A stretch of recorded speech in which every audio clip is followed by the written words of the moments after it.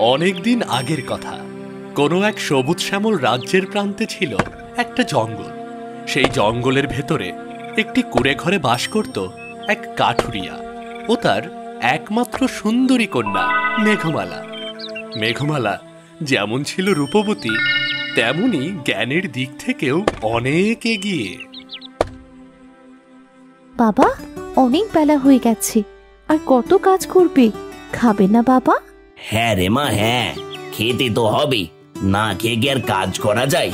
এই তো এই কাঠ কাটা হয়ে গেছে, এখন খেয়ে দে আবার জঙ্গলের ভেতরে কাঠ কাটতে যাব। ঠিক আছে, তাহলে আর দেরি করো না, ভেতরে এসে খেয়ে নাও। হ্যাঁ হ্যাঁ, আসছি, তুই ভেতরে গিয়ে সব বেড়ে রাখ, আমি এখনই আসছি।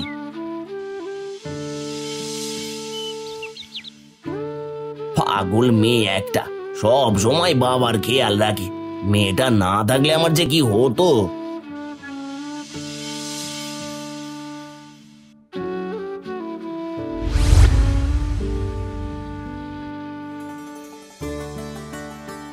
দে মা দে, তাড়াতাড়ি কটা খেতে দে, খেয়ে দে, এখন এবার কাঠ কাটতে যেতে হবে। খেতে বসেও তো তাড়াহুড়ো করছো কেন? খাওয়াটা তো আস্তে ধীরেও খেতে পারো।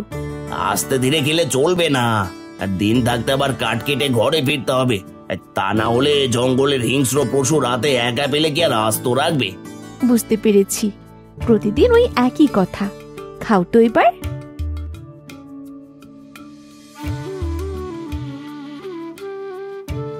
মারে, তোর মা মরার পর দিন থেকে সারাদিন তোকে অনেক কষ্ট করতে হয়। কিসের কষ্ট? শুধু রান্না করা আর কাপড় চোপড় ধোয়া, এতে আবার কষ্ট কিসের?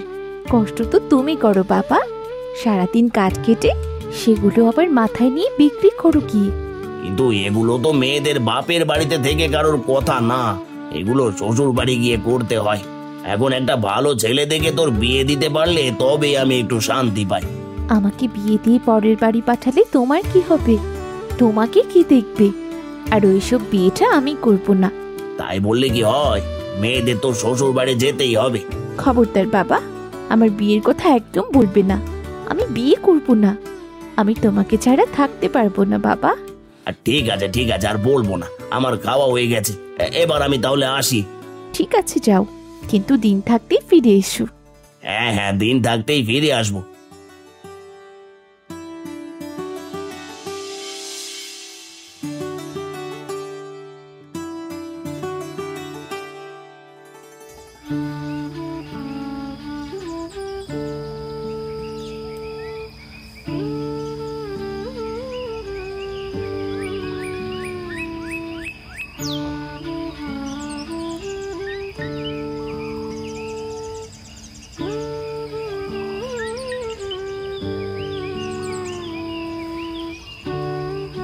এই তো এখানে একটা মরা গাছ পড়ে আছে, এটা কাটলে আজকের খড়ি হয়ে যাবে। এটাই কেটে নিয়ে যাই।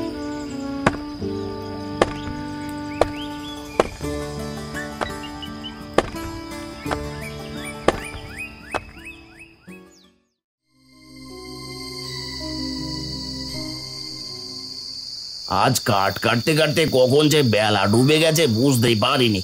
এদিকে চারপাশে শুধু হিংস্র প্রাণীদের ডাক শোনা যাচ্ছে। জানি না আজ সুস্থভাবে বাড়ি ফিরতে পারবো কিনা।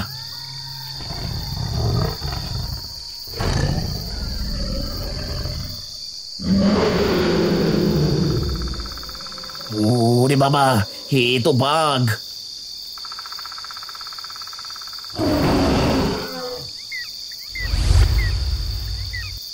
রে বাবা, কোনো মতে জানটা হাতে নিয়ে পালিয়ে এসেছি, কিন্তু এত রাতে কোথায় যাই? এখন তো এই জঙ্গলে কোনো রাস্তাও চেনা যাবে না। আর তাহলে বাড়ি যাব কিভাবে? ওদিকে বাড়িতে মেয়েটা একা রয়েছে, না জানি মেয়েটা কত চিন্তা করছে।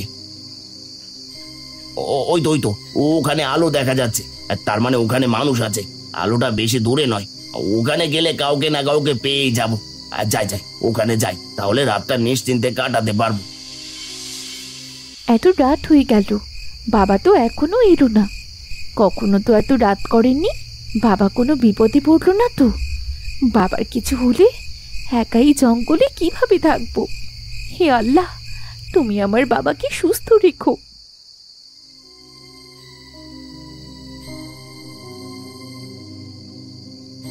এ তো দেখছি রাজপ্রাসাদ। তার মানে এই রাজপ্রাসাদ থেকেই আলো দেখা গেছে। যাই হোক, বাঁচতে হলে ভিতরে যেতেই হবে। এই যে শুনছেন, কেউ কে আছেন? এই দরজাটা একটু খুলুন, খুব বিপদে পড়েছি। দরজাটা খুলুন, কেউ কে আছেন? কাউকে তো দেখতে পাচ্ছি না, তার মানে দরজাটা খোলাই ছিল। আর যাই, আগে ভেতরে যাই। ভিতরে যেহেতু আলো জ্বলছে, তার মানে ভিতরে কেউ না কেউ তো আছে।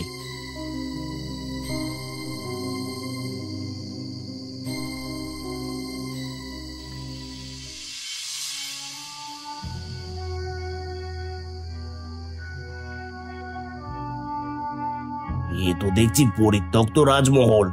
তার মানে এখানে কোনো রাজা থাকে না, শুধু এই সাধু বাবা থাকে। হ্যাঁ, শুধু আমি এখানে থাকি। কিন্তু তুই এখানে এসেছিস কেন?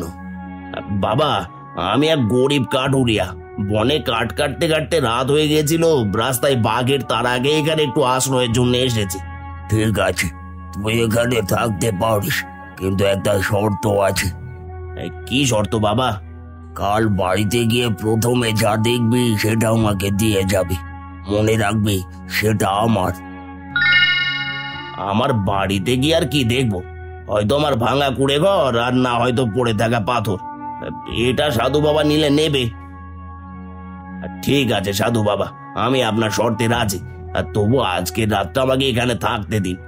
ঠিক আছে, ভেতরে চল, তোর থাকা খাওয়ার ব্যবস্থা করছি।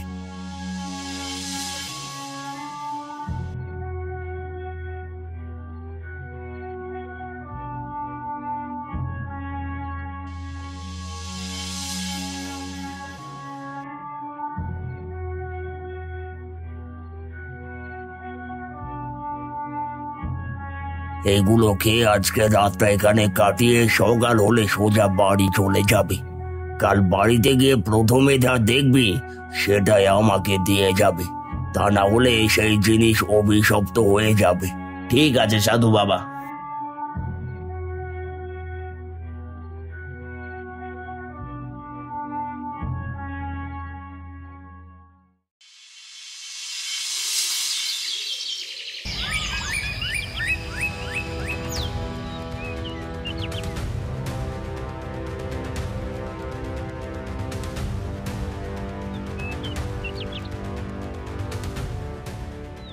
পরের দিন যখন গরিব কাঠুরিয়া তার বাড়িতে চলে আসে, তখন সে প্রথমে তার বাড়িতে তাকাতেই মেঘমালাকে দেখতে পায়।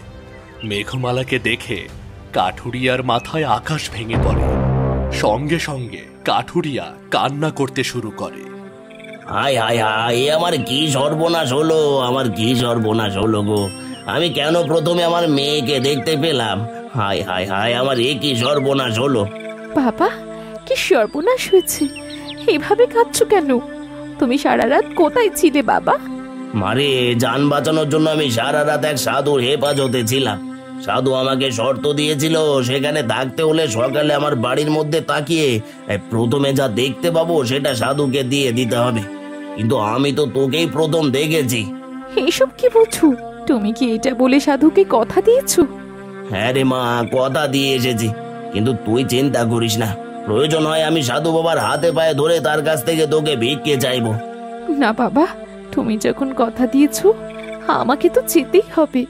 চলো, এক্ষুনি ওই সাধুর কাছে চলো। কিন্তু মা। কোনো কিন্তু নয়। তুমি আমাকে হারানোর ভয় করছো, এই তো?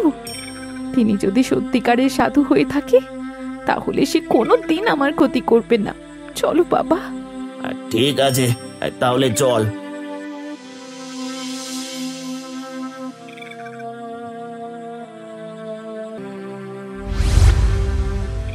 এসেছিস তাহলে? হ্যাঁ, এসেছি সাধু বাবা, কিন্তু আমি আপনার কাছে ক্ষমা চাই। আপনি বলেছিলেন আমার বাড়িতে গিয়ে প্রথমে চোখের সামনে যা দেখতে পাবো সেটা আপনাকে দিয়ে দিতে হবে। কিন্তু আমি প্রথমে আমার মেয়েকে দেখতে পেয়েছি, আর আমার একমাত্র মেয়েকে আমি দিতে চাই না। আপনি আমায় ক্ষমা করুন। তা বললে তো হবে না, তুই আমাকে কথা দিয়েছিস। এখন যদি কথা না রাখিস তাহলে তোর বড় ক্ষতি হয়ে যাবে। তুই তোর মেয়েকে একেবারে চিরতরের জন্য হারিয়ে ফেলবি। না সাধু বাবা, না। আমার বাবা যখন আপনাকে কথা দিয়েছে, তাই আমি তার কথা রাখবো। বলুন, আমাকে কি করতে হবে? তুমি অপরূপ সুন্দরী, তোমার রূপের তুলনা হয় না। তোমাকে যদি কোনো রাজকুমার দেখে তাহলে সেটা রাজ্যের বিনিময় হলেও তোমাকে পাওয়ার চেষ্টা করবে। এবার তোমার রূপের সাথে তোমার বুদ্ধির পরীক্ষা দিতে হবে। তুমি যদি আমার প্রশ্নের সঠিক উত্তর দিতে পারো তাহলে আমি তোমাকে মুক্ত করে দেব, আর যদি না পারো তাহলে তোমাকে সারা জীবন আমার সেবিকা হয়ে থাকতে হবে। না সাধু বাবা, আপনি আমার ছোট্ট মেয়েটাকে এমন কঠিন প্রশ্নের সম্মুখীন করবেন না। আপনি ওকে ক্ষমা করে দিন, আমাদেরকে যেতে দিন। না, আপনি প্রশ্ন করুন, আমি আপনার প্রশ্নের উত্তর দিতে প্রস্তুত। আমার প্রথম প্রশ্ন, এই বিশাল পৃথিবীতে সবচেয়ে মূল্যবান জিনিস কি? সময়। সময় হলো সবচেয়ে বেশি মূল্যবান, যা একবার চলে গেলে আর ফিরে আসে না। বাহ, তোমার উত্তরটি সঠিক হয়েছে। এবার দ্বিতীয় প্রশ্ন, সবচাইতে শক্তিশালী কোন জিনিস?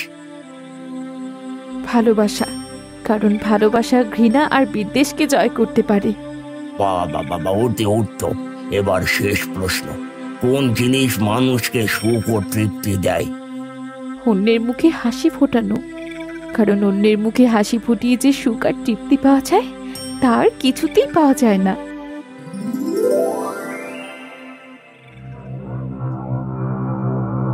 হে কি, এইসব কি হলো? তার মানে আপনি সাধু বাবা নন?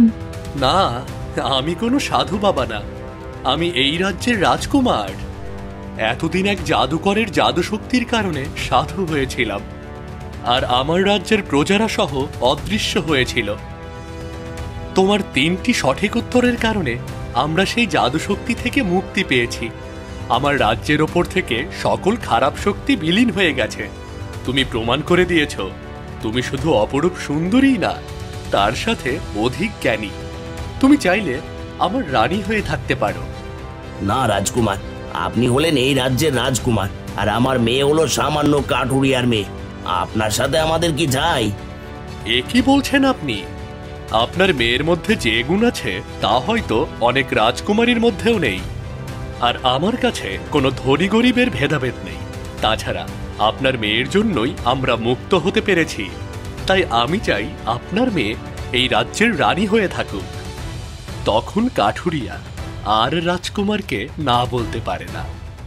এরপর রাজকুমার মেঘমালাকে তার রানী বানিয়ে সুখে শান্তিতে বসবাস শুরু করে। সেই সাথে সেই রাজ্য আবার খুশিতে ভরে ওঠে।